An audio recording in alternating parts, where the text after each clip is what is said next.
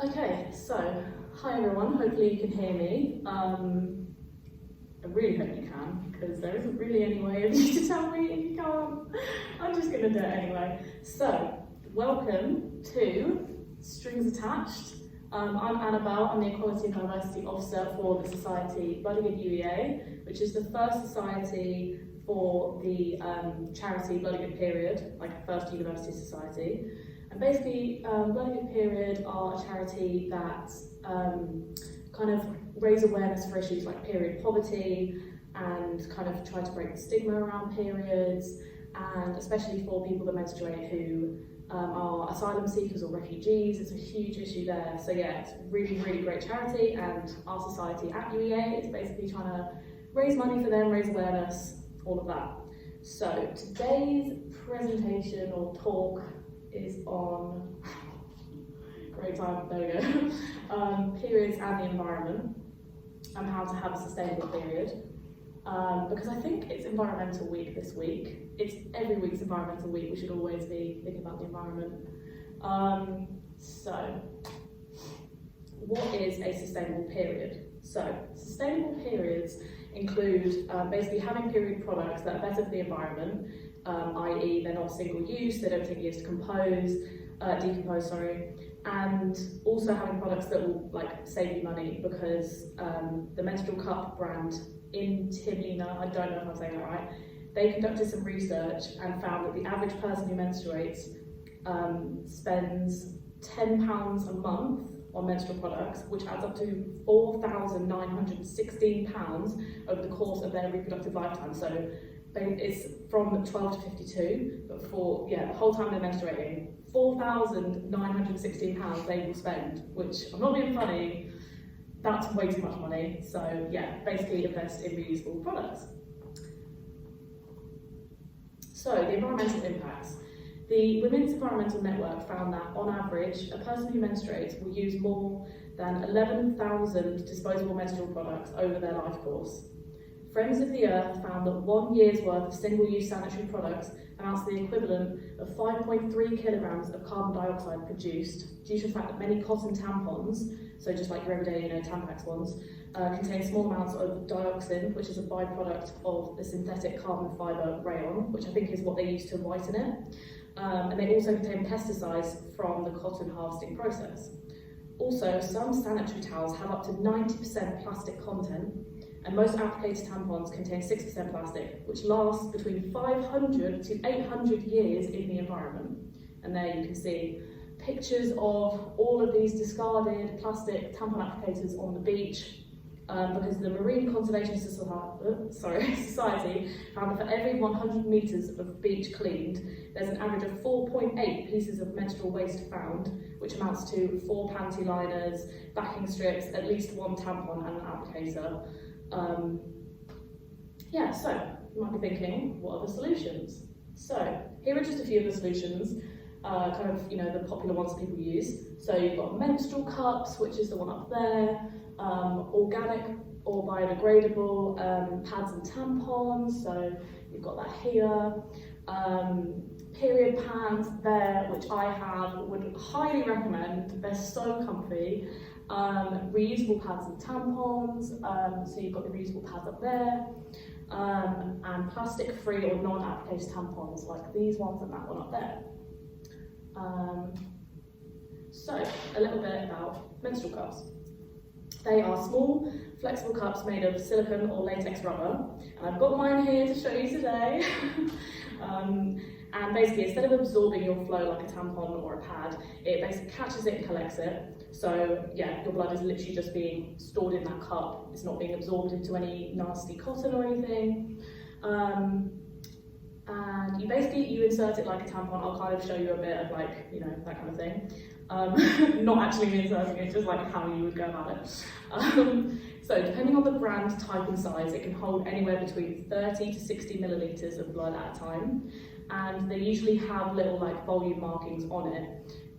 So I'll show you. So mine is a bit discoloured, but the thing is that's completely normal. I've had this cup for 2 years, obviously use it every month. It's a clear one, it's become discoloured, we shouldn't be grossed out about it. It's literally so normal, that's what happens. But you won't be able to see from there. But I can see on the inside it's got little volume markings. So if I wanted to track how heavy my flow was, then you can see it on there. So there's many different types of ways to insert it. I think the most popular are the punch down fold, which is what I use basically. I don't know if you can see, but you go like that, and then you just punch it down like that, and then like that you insert it like a tampon. Don't know if you can see, but there we are. Or you've got the C fold, which you have it like that, and then you just bring it around like a C, and then, see, I don't use this one, so I don't know. And then you kind of put it in like that. And obviously, yeah, it's going to be difficult the first couple of times, but you will get used to it, trust me. And you can have it in for a maximum of 12 hours, which is really good, because obviously with tampons and stuff, you have to always be worrying about toxic shock syndrome and stuff like that if you leave it in too long. But yeah, these cups, you can have them in for 12 hours, which is great for people that sleep for 12 hours, like me. Price depends on the brand you get. Literally, they can range from £8 to £25. And if you properly care for them, they can last for up to 10 years. So it's really, even if you get one that's £25, that will last you 10 years. Like, that is just amazing. So then we have organic or biodegradable pads and tampons. So they're basically the same as non-organic tampons and pads in terms of like how you use them and risks. Like, there's still the risk of toxic shock syndrome with organic tampons, but the difference is they're treated with non-GMO seeds instead of pesticide, and they're whitened with peroxide instead of chlorine, because non-organic tampons and pads are whitened with chlorine, which is a bit stressful if you ask me. And the plant of organic cotton, so before it's been like synthetically, like, what do you call it, kind of manipulated, uses 71% less water and 62% less energy to produce. Organic cotton is biodegradable, so pads and tampons made from this are much more eco-friendly. They're made from 100% global organic textile standard certified organic cotton. Sorry, that was very long. And they cost around £2 to £3 for a pack of 20. So yeah, it's basically just like a lot better for the environment, for your body. So if you didn't want to change to a cup, if that seems too daunting, or you didn't want to change to period pants or anything like that, then definitely switch to organic. Next, we have reusable pads and tampons, which I know this might gross people out, but just think about the money you save, think about the environment, like genuinely, just think about it. So, reusable pads are just like disposable ones, but after you use them, you put them in the wash, and you have to be careful not to use fabric softener because that will ruin them. Don't use hand wash, and I think they have to be at 40 degrees Celsius or less in the washing machine. And reusable tampons are the same as disposable, so they have the same risks, but obviously they, as you can see here, are just like reusable, so you'd wash them afterwards instead of like, the little, what I mean. And they're made of 100% organically cultivated cotton. So after using them, you rinse them in cold water, put them in a wet bag, then just put them in the wash along with the rest of your laundry, just so it doesn't like contaminate the rest. You put it in a bag. And then after washing them, you boil them for a few minutes. Don't use any bleach or softener. Price varies a lot depending on where you get them from. I know I sound a bit repetitive with that, but it really does. You can get some really cute designs of like Etsy and stuff, supporting small businesses, and they last approximately up to 4 years. Next, we have plastic-free or non-applicator tampons. So you can get tampons with biodegradable cardboard applicators, which I know a lot of people don't like, but honestly, it's so easy to get used to once you use them. And you can also get normal, like, non-applicator tampons, or a tampon with a reusable applicator. So this brand here, Dame, they're the first brand to make a reusable applicator tampon. So what you do is basically get your normal non-applicator tampon, you put it in the applicator, you use it. It's got medical grade materials that contain SANI polymers, which actively fight off bacteria and germs to ensure that the applicator stays safe and hygienic. But you'd wash it in cold water and stuff after using. But that's really useful for people that don't want to go straight to non-applicator, but still don't want to have all of that plastic all the time, like building up. And this brand Dame have saved up to 12,000 disposable plastic applicators, like that's the equivalent. They've got a 70% smaller emissions footprint, and they do cost £20 again, but they last for up to 10 years. So again, very much a good investment, because, you know, as well as being environmentally friendly, like sustainable periods are also about saving money, because it's just like ridiculous how much money people who menstruate have to spend on products every month, and also just remembering to do it as well. You know, when you go to the bathroom and you're like, there's no tampons, no pads, whatever. If you just got that, like, you know, my cup, it's always there, you know, never leaves me. So period pants is the next one. So they're literally just like normal underwear. I was gonna bring mine, but I forgot. But they honestly, because so many people think, oh, isn't that like a nappy though? Doesn't it look like a nappy? No, they literally just feel like normal underwear, and they're so soft as well. And you can get so many different types. Like when I was looking it up to find a picture, I was like, which ones do I even have? There's so many types.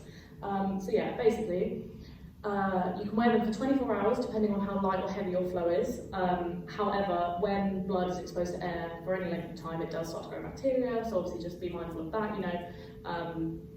Kind of use it when and if, you know, like you'll know, you know. So they're made of bamboo viscose, I don't know if I'm saying that right.